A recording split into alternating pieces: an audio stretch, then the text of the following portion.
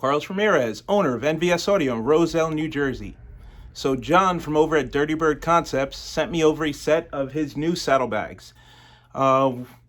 We don't do a lot of 10, 12, 14, 16 speaker bikes. We do mostly 4, 6, and 8 speaker bikes. So we'll do rider bikes, featherweight, lightweight bikes. We dabble in some middleweight bikes, but it's really not our specialty just because it takes too much time in fabrication. So we don't do a lot of aftermarket bags here at the shop. We do mostly stock bags or CVO style extended bags. With saddlebags like this, the issue is in order to get enough airspace, you have to drop rail. So what the drop rail means is you have to remove the stock bag rails that come on the bike, and you have to run custom ones that run all the way down to the ground. And then that allows you to build the saddlebag with extra airspace on the bottom so you can get the proper volume for subwoofers or mid-bass drivers. Most of these bags end up, after port displacement and woofer displacement, end up being 0.4, 0.5, 0.6, 0.7 cubic feet. 10-inch or 8-inch woofers, in order to do their job, they want to see 1 cubic foot, 1.5, even 2 cubic feet. So even if you get a bag that's 1.5 cubic feet, once you add the woofer in the bag and add a port, it eats up about 0.3 to 0.5 cubic feet, because you got to remember, you just got to subtract the displacement of the woofer. That's the amount of air that the woofer takes out of the bag. If the woofer's taking up real estate, that's not real estate that can be used as airspace for the woofer to do its job. And the same thing with the port. So if you put a 12 by 12 by 12 inch port, that bag now lost a cubic foot. So the reason we don't use aftermarket bags is because we're just not interested in removing the stock rails from the bike. We can make these bikes sound really, really good without, once you do a set of aftermarket bags and a set of drop rails, it's not a rider bike anymore. Like, you can ride it, but you've taken half the factory parts off. You took the factory lids off, you took the factory bags off, you took the factory side covers off, you added a tank cover. So literally the whole back of the bike is now aftermarket. It's not like, this is one of my personal bikes. I bought it with aftermarket parts on it, but my 2019 is running stock bags and stock everything. It's my rider bike. So it's a 6-speaker setup, no tour pack, mid-bass drivers in the bags, but I can ride it. I can put a tour pack on it, ride it, have stock rails. It's just the way we build here at the shop. We do a lot of OEM upgrades, 4, 6, 8 speaker.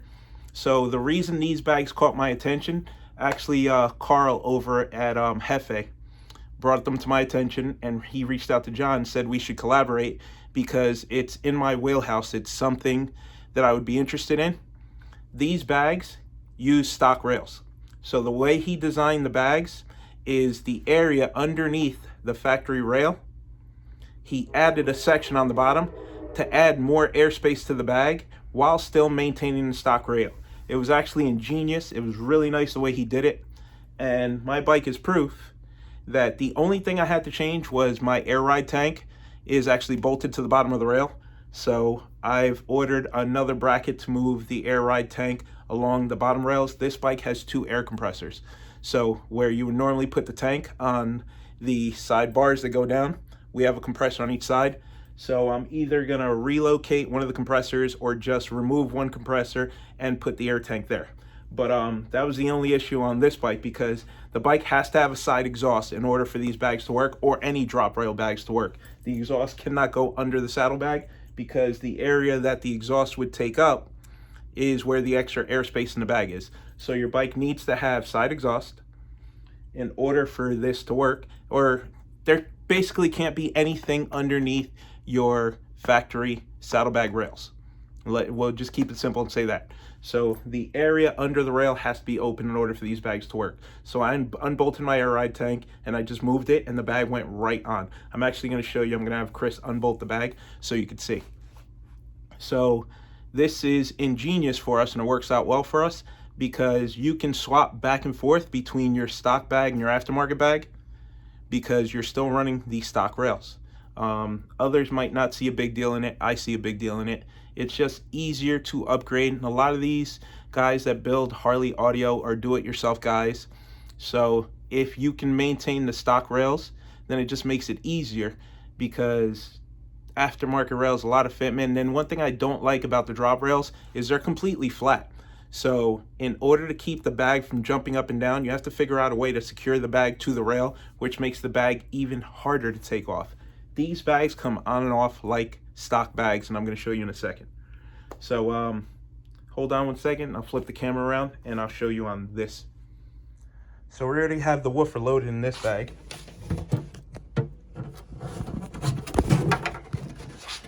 Now that's where the magic happens. That's where the rail would go in, and that's your extra airspace right along the bottom.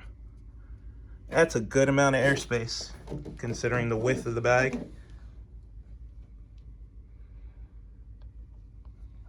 So the advantage of extra airspace is, in most cases, it allows the bass to play lower.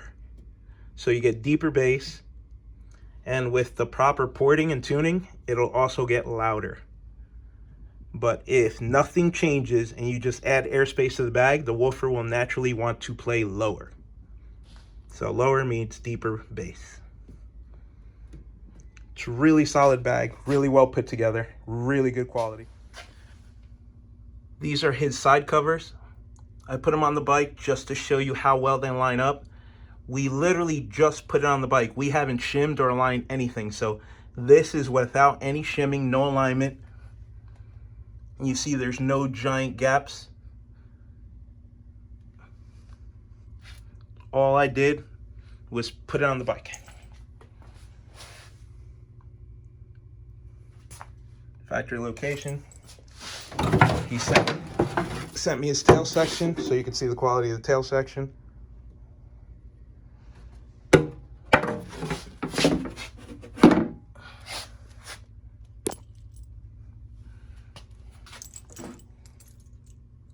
It just fits really, really good. The fiberglass is super thick. This is a lightweight bike, so we're gonna seal the bags. This is the topper from Dirty Bird. It goes with these bags.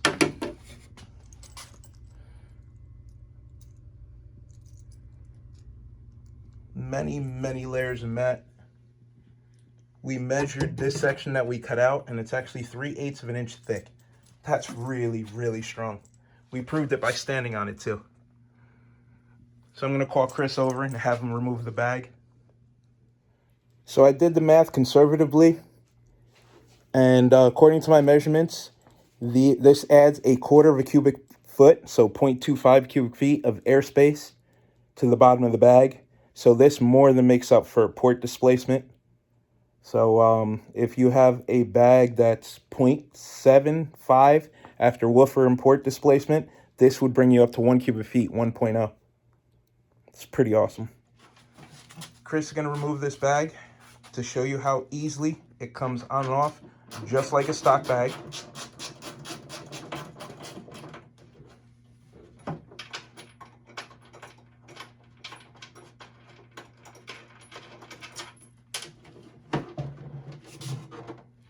There we go. As you can see, stock rails.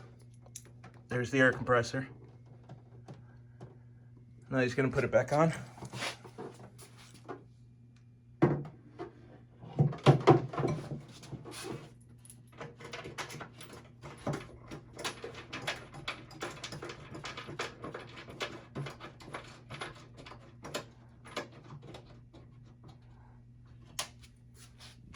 See? Nice and easy, just like factory. So obviously, pre-fit parts before painting. We cannot help you with painted parts or modified parts. Obviously, that's with any aftermarket part for whether it's a motorcycle or a car. And then he's got a couple of notes. Preparation instructions. Please clean part 3 to 4 times with acetone or lacquer thinner. It's best to sandblast and make sure to clean thoroughly before you attempt to prep, grind, or paint these parts. This step needs to be completed if you are grinding the molding agent directly into the parts. And obviously do not over tighten during installation. very happy he sent me these parts. I was already using his parts on my bike. The Dirty Bird lowers are industry standard. I've done a review on them. All the bad boy 8-inch mid-range and mid-bass drivers on the market fit in. It is the industry standard, and 99% of the competition bikes out there are running Dirty Bird lowers. So it just makes sense that if I did go with aftermarket bags, and my bike came with aftermarket bags, the reason I switched them to these is the bags look identical to the bags I had on the bike before, except these have more airspace. So if I still have the same function as the bags I had on the bike before, they were non-drop rail bags, but now I get the same look and I get more airspace, which is gonna make my bass sound better. Why not? It just completely makes sense. And these bags are way stronger than the ones I had on my bag. I'm gonna show you in a second in the video. John stood on the bags in his video, and obviously I was gonna do the same thing I did before I recorded the video. I did to make sure. But after I cut out the section for the woofer, I noticed how thick the fiberglass is. Most of these bags are like 1/4 inch thick fiberglass. These are over 3/8 of an inch. It's multiple layers. So you'll see it later on in the video. I actually had Chris and Giovanni stand on the bags together. No cracking, it was incredible. These bags are really strong. John, Dirty Bird Concepts did an excellent job. So it's a great product, great concept, great idea, great fit and finish, super strong. Where could you go wrong? So thank you for sending me these bags to test. I can't wait to get them on my bike and listen to them. Just like all the other stuff that he builds, the quality is top notch. What more can you ask for? Stock rails, extra airspace. I'm sure these bags are more solid or just as solid as whatever bags you're currently running. So in the kit that he sent me, it's the side covers, the bags, the tail section, and the toppers, because this can be a lightweight bike. If this was a featherweight bike, we wouldn't use the toppers because you're not allowed to seal the bags in featherweight. So I'll make another video after I get it tuned and playing, but I promised John that I would show the bags mounted on my bike. I would show the woofers cut into the bags. I would show the cutting process, because some of you guys are going to attempt to do this yourself, so I just want you to know what you're getting into. A+, 2 thumbs up, quality product, love it, thank you. This is going to make my bike sound better, and it's going to look completely the same. I guarantee you people don't even notice I changed the bags because they look just like the bags I had on there, but it's going to sound better. It's got extra airspace. So thank you, John, for a quality product. So the bags are 1.6 cubic feet net. 1.6 cubic feet, stock rails, 10s or 8s, solid bags.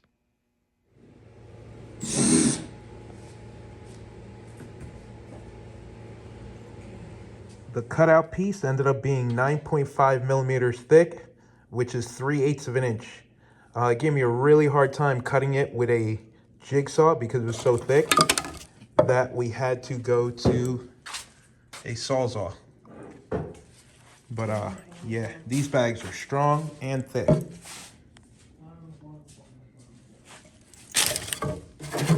So I made a template on the laser of the NVS Audio 10-inch woofer.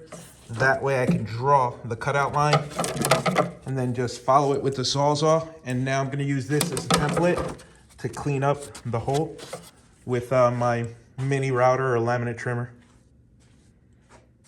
These are some strong ass bags.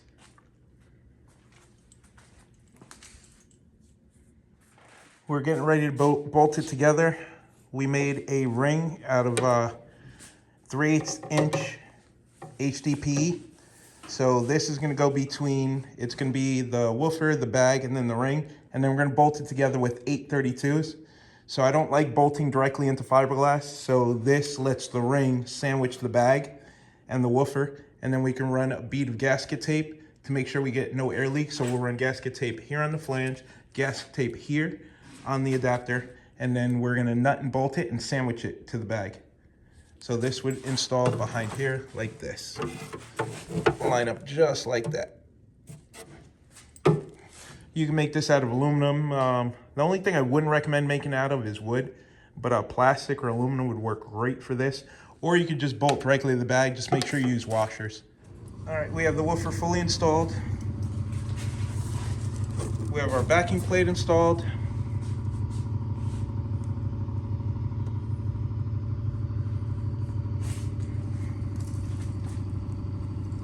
Now, obviously I didn't put all the bolts in because we still have to get the gasket situated, but everything's lined up. Just wanted to mock it up, check our basket clearance, make sure we can install the hardware for the lid. Plenty of clearance. Now we're gonna stand on it, do our strength test. Gio, lay the bag down so Chris can stand on it, lay it on the floor. Woofer side down.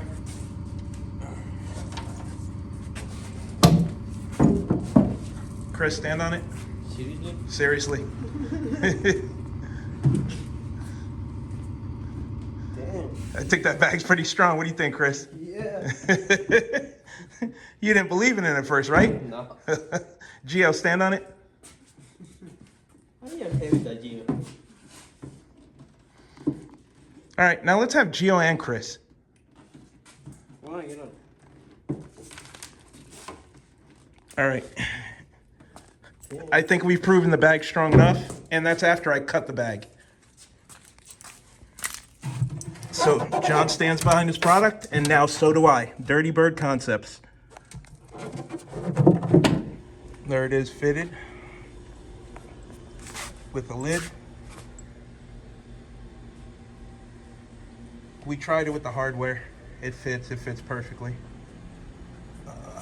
But I didn't have enough lighting in the other room to show you the video, so we fitted this one without the hardware.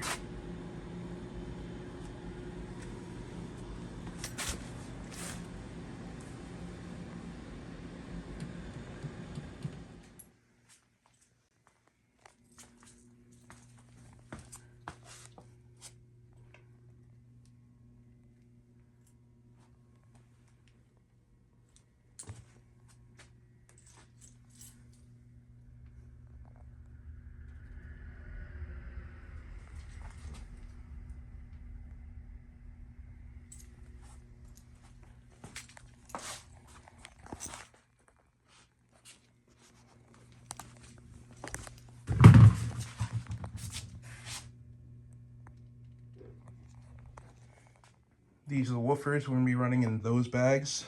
They're the NVS Audio 10 MBs. And we're gonna be, it's a lightweight bike, so we're gonna be running the Dirty Bird lowers as well.